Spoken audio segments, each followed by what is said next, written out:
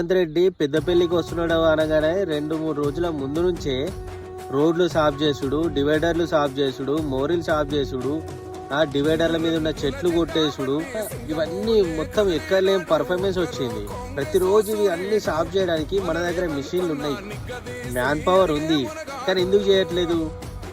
రేవంత్ రెడ్డి వచ్చి అసలు ఇక్కడ మన ఊర్లో స్టే చేసేదే ఉండదు, కూడా ఆగడు. కానీ వీళ్ళు 3 రోజుల ముందు నుంచే మొత్తం పనులన్నీ స్టార్ట్ చేసి తుడవడాలు ఓ పర్ఫార్మెన్స్. మరి ఇదే పని రోజు చేస్తే ఏమైంది? ఇన్ని రోజులు జనాలు వాడే గోసలు కనవాళ్ళే. స్కూళ్ళు కాలేజీలు బంద్ చేసి మరీ ఆ బస్సులు వాడుకున్నారు, లైన్ల కొద్ది బస్సులు, ఆర్టీసీ బస్సులు కూడా వాడేసిండు. జనాలకి ఎంత తిప్పలైందో మాత్రం ఎవ్వరికి తెలియదు. ఈ రోడ్ల మీద ఎన్ని రోజుల నుంచి పోయే దుమ్ము కనవల్లే. ముఖాల మీద వెహికల్స్ పోతుంటే మాకు వాడే దుమ్ము గోస ఎవరికి అర్థమవుతుంది? ఆఫీస్లో ఏసీకి కూర్చునేటోళ్ళకి మా గోసలు అర్థం కావు.